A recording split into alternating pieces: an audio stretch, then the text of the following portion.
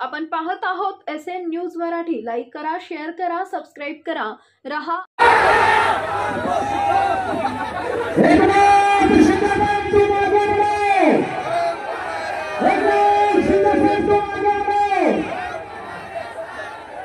छत्रपती शिवाजी महाराज की जय भवानी।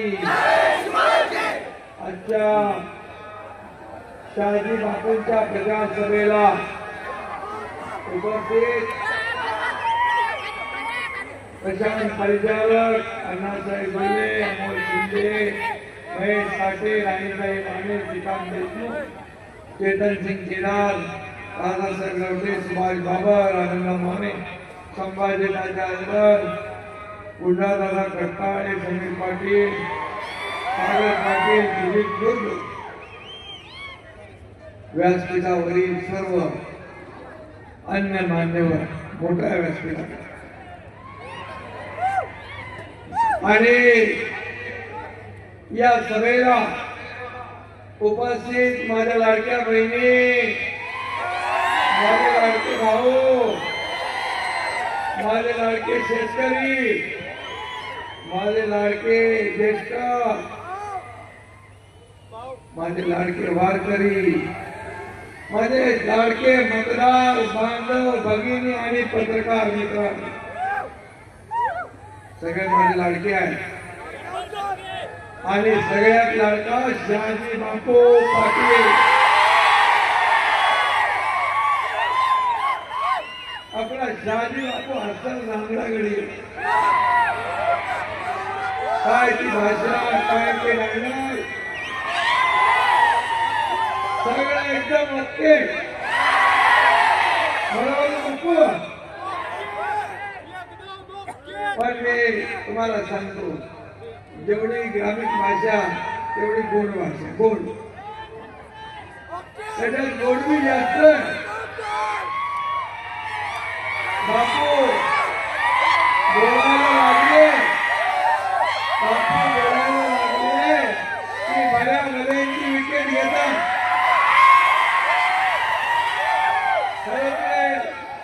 खरं तर ते आपल्या टीमचे महेंद्र धोनी आहेत।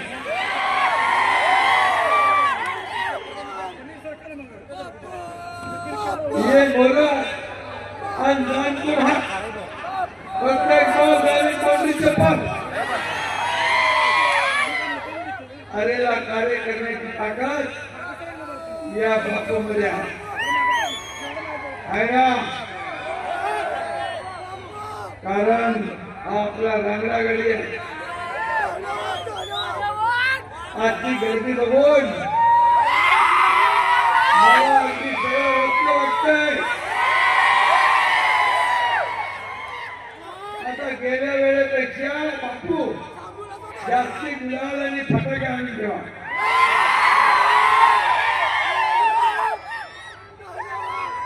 20 तारखेला बापूला छप्पर खाड मत मिळाल्याशिवाय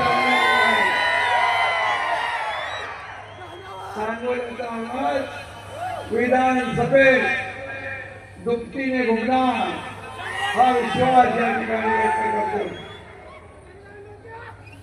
सोलापूर हा सर्वाधिक साखर कारखाना असलेला जिल्हा, आमचे शहाजी बापू विजयाची साखर वाटायला सज्ज आहे। आणि तुम्ही पण आहे ना, सगळे माझ्या लाडक्या बहिणी भरपूर। शहाजी बापू एकदम सरळ माणूस, टक्के बंद काही येत नाही त्याला, सरळ साधा साध्या सरळ बापूंनी तुमचा सांगोला तर निघलाय, पण गुवाहाटी पण निघला, मुंबई पण निघली आणि देशात विदेशात बापूचं नाव झालं। मीडियात बापूचा TRP सगळ्यात असते। शहाजी बापू कॅरेक्टर इतकं भारी आहे की धर्मावरी मध्ये धर्मावी 2 मध्ये पण ते हिट त्याचं बापू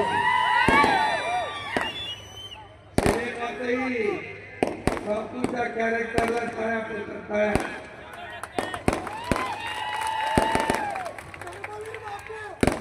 ए बाबा बनताना 23 तारखेला ठेवा. शाजी बापूकडे वकिलीची पदवी असली तरी सुद्धा त्यांनी काळाकडे घातलं का?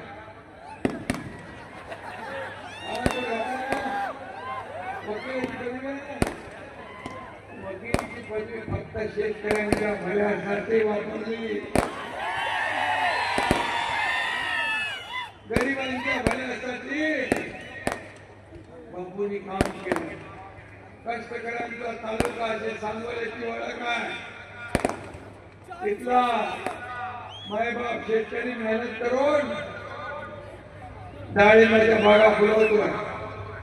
बापूच्या आधीच्या आमदारांनी सांगोल्यासाठी काय केलं ते मी सांगतो तुम्हाला माहिती. पाण्याच्या नावाने बोंब होते, शेतकऱ्यांना रोज स्थलांतर करावं लागत होतं. पण बापू आल्यानंतर गेल्या 2 वर्षात परिस्थिती बदलली का? ताण लागलेल्या सांगोल्याकरांना बापूंनी पाणी आणण्यासारखी पाण्यासारखा निधी वाटला आणि वाटला म्हणजे मतदारसंघात आम्ही पाठवला. त्यांचं दुसरं काहीतरी विचार करतील. बापू साधा माणूस खरं म्हणजे बापूचं काम बोलतंय. बापू पैसे किती मिळाले आणि महाविकास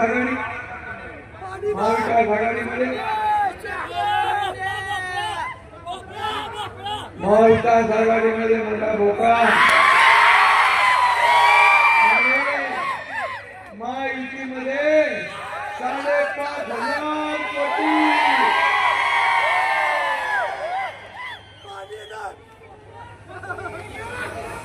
अरे त्याला द्यायला दानच लागते. दानच अगोदरच्या मुख्यमंत्र्याकडे दानच नव्हती. त्यांना घ्यायचं माहित होतं, द्यायचं माहित नव्हतं. लेना जानता है, देना नहीं जानता. मोठं पण लागतं आवाळ एवढे पण बापूचं काम बोलत आहे. म्हणून विरोधकांनाही पाण्यात पण बापू दिसू लागले. कारण सांगोल्यात बापूनीच पाणी आणलं ना. आणि म्हणून त्यांनी 2 वर्षात जी कामं केली त्यातली अर्धी कामं पाहण्यासाठी सिंचनासाठी. सांगोला उपसा योजना, बाळासाहेब ठाकरे सिंचन योजना 883 कोटी रुपयाला मान्यता दिली. 40,000 एकर जमीन खाली येईल. नीला उजव्या कालव्यातून 2 टीएमसी अतिरिक्त पाणी मिळेल. म्हैसाळ जलसिंचन योजनेतून मिळणाऱ्या पाण्याचा 8 गावांना फायदावरील. एकूण सिंचन योजनेतून 1.5 टीएमसी बापूंनी मिळवलं आहे. मान परिसरात 19 कड्यांना फायदा होईल. शेरभावी पाणी पुरवठा योजनेसाठी 800 कोटी रुपये. मध्यवर्ती इमारत बायपाससाठी 22 कोटी. माऊड रस्त्यासाठी 225 कोटी. ड्रेनेजसाठी 125 कोटी. बापू कामाला भाग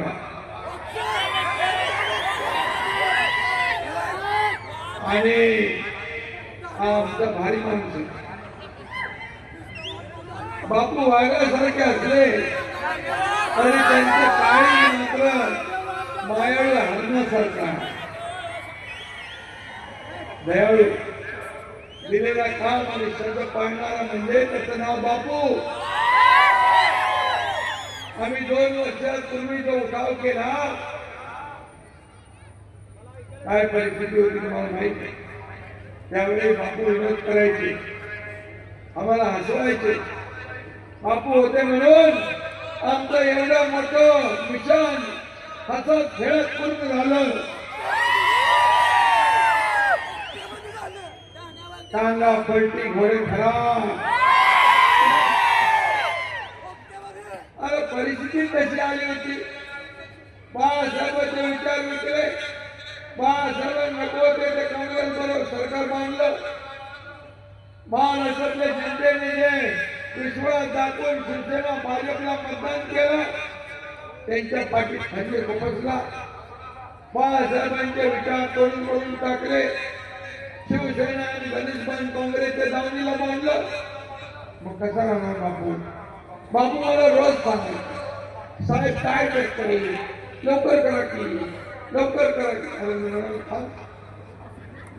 त्याला नीट सगळं जुळाजुळ करा.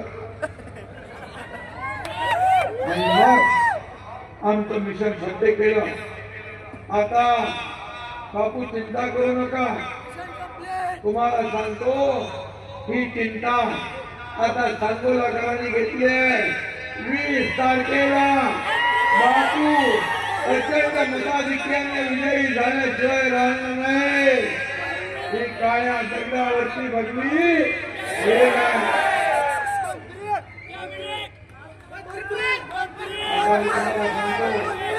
माझ्या लाडक्या बहिणी इकडे बसल्या. लाडक्या बहिणी इकडे आहेत. लाडके भाऊ आहे. लाडके शेतकरी आहे. लाडके ज्येष्ठ आहे. इकडे मी सांगतो आम्ही लाडकी बहीण योजना आणली. या लाडकी बहीण योजना आणल्यानंतर विरोधक म्हणाले काय 1500 रुपये भीक देत आहे, लाच देत आहे, विकत घेत. या माझ्या लाडक्या बहिणींना असले आपले शब्द बोलणारे तुम्ही कुठं फेडणार पाय. कुठं आहे तुम्ही हे तुमचे सावत्र भाऊ दुष्ट कपटी भाऊ त्यांच्या तुम्हाला फार राहायचं. कोर्टात गेले तुमची योजना बंद पडायला. तिकडे त्यांना कोर्टाने एक चपराक लावली. दुसऱ्या कोर्टात गेले तिकडून पण एक लगाव केला. अरे तुम्ही त्यांना विचारा निवडणुकीत आल्यानंतर मत मागायला का तुम्ही आमची योजना बंद करायला निघाले. का तुम्ही आमच्या मुलांच्या बाळांच्या तोंडचा घास काढून घ्यायला आले. घातुनांच्या मलावर उठले आणि म्हणून एक खोडा घातले घालणाऱ्या सावत्र भावांना या निवडणुकीत तुम्हाला जोडा दाखवायचा आहे. म्हणाले ज्या लोकांनी योजना केली आहे त्या अधिकाऱ्यांना चौकशी करणार आणि म्हणाले सरकारने ही योजना आणली आहे ती चौकशी करणार. आमचं सरकार आल्यावर आणि त्यांना जेलमध्ये टाकणार. तुम्ही आम्हाला जेलमध्ये टाकून द्याल. माझ्या लाडक्या बहिणीने मी सांगतो अरे कसल्या पोकळ घोषणा पोकळ धमकी ऐकण्या शिंदेला देताय. त्याला हलक्यात घेऊ नका.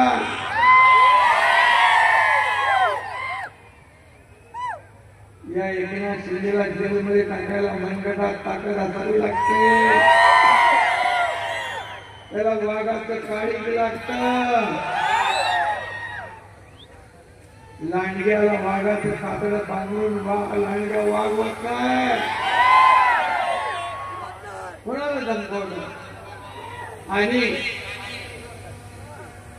माझ्या लाडक्या बहिणींसाठी माझ्या लाडक्या भावांसाठी माझ्या लाडक्या शेतकऱ्यांसाठी माझ्या लाडक्या ज्येष्ठांसाठी माझ्या लाडक्या उच्च शिक्षण घेणाऱ्या मुलींसाठी जर उद्या जेलात जावं लागलं तर एकनाथ शिंदे एकदा नाही 100 वेळा जेलमध्ये जायचं. पण तुमचा सत्तेत येण्याचा मार्ग माझ्या लाडक्या बहिणींनी अडवून धरला. तुम्हाला सत्तेत पोचू देणार नाही. तुम्ही या योजनेला विरोध केला. घरी बसणाऱ्यांना कायमचं घरी बसवायचं. 20 तारखेला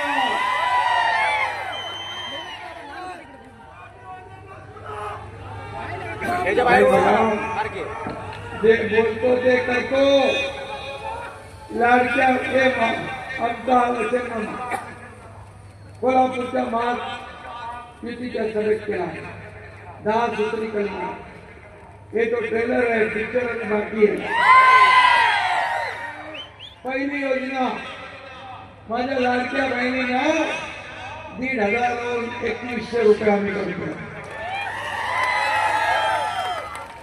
दुसरी योजना शेतकऱ्यांना कर्ज माफ करतोय. शेतकरी सन्मान योजना 12,000 होती ती आम्ही 15,000 करतोय. या राज्यात तुम्ही उपाशी झोपणार नाही. प्रत्येकाला रोटी कपडा मकान देण्याचा निर्णय आम्ही घेतला. वृद्ध माणसांना घेताना पेन्शन 1500 होती ती 2100 रुपये आम्ही करतोय. जीवनावश्यक वस्तूंचे भाव स्थिर ठेवण्याचा निर्णय आपण घेतला. 25 लाख रोजगार माझ्या तरुणांना माझ्या मुलींना 25 लाख रोजगार देण्याचा निर्णय आपण घेतला. आणि माझ्या लाडक्या बहिणींना सुरक्षित ठेवण्यासाठी पोलीस दलात 25,000 महिला पोलीस भरती करणार. 45,000 गावात पाण्यात रस्ते. अंगणवाडी आशा सेविकांना महिन्याला 15,000 रुपये आणि 7.5 HP मोटरने शेती करणाऱ्या शेतकऱ्यांचं वीज बिल माफ करणार आम्ही केलं. आता 0 दिले.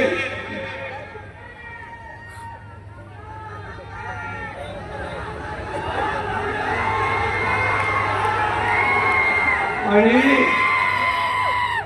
इतर जे वापर आहे लाईटचा पण करतो त्या वीज बिलात 30% सवलत देण्याचा निर्णय आपल्या सरकारने घेतला.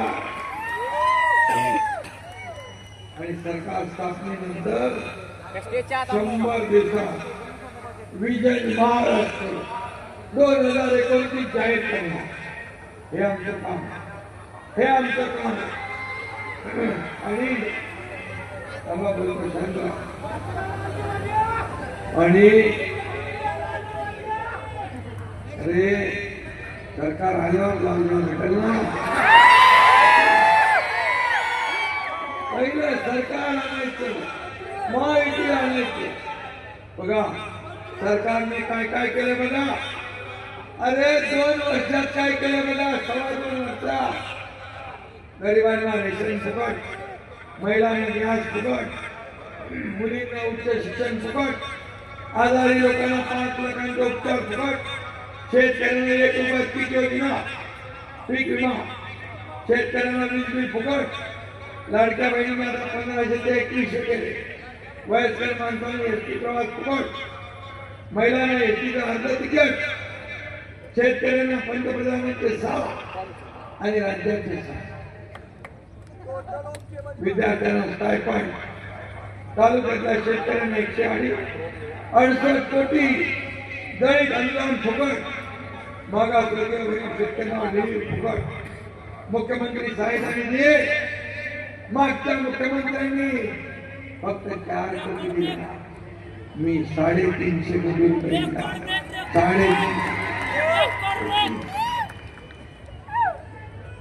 1 लाख लोकांचे जीव वाचवले. 1 लाख. शेतकऱ्यांना डेंग्यू मच्छराची पाणीपट्टी फुकट, जन्माला आलेल्या मुलाला रक्तदी दिली. हे सगळं बघितल्यावर विरोधक म्हणतात हे काय चाललंय, सगळं फुकट, सगळं फुकट. अरे माझ्या गोर गरिबांना फुकट मिळू द्या की, तुमच्या बाजू काय नाही. आणि आपलं राज्य देणारा ताकदीचा, पण आतापर्यंत देणारा माणूस बसला नव्हता, घेणारा फुकवता घेणारा. आणि म्हणून बापूना तुम्ही येणारा विस्तार केला तर त्यांना मताधिक्याने विजय करणार का? हात वर करून मला सांगा.